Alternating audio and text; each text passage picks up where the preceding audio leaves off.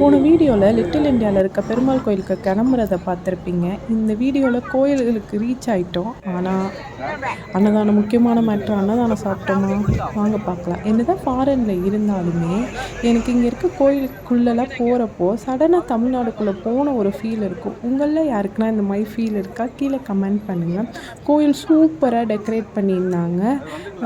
பாருங்களேன், நீங்களே எவ்வளோ அழகாக டெக்கரேட் பண்ணியிருக்காங்க.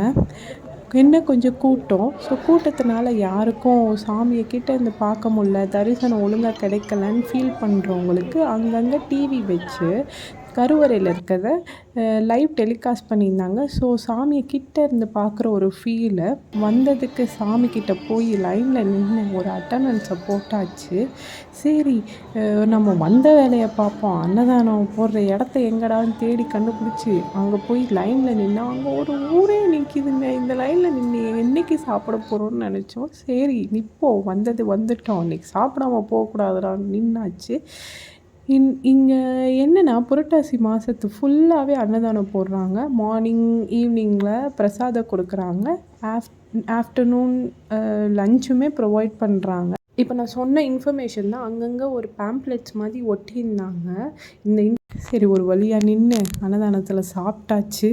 நல்ல சாப்பாடுங்க. வடை, பாயாசம், அப்பளம் சொல்லி ஒரு 3 வகை காயோடு வச்சு ஸ்வீட்டு எல்லாம் வச்சு நல்ல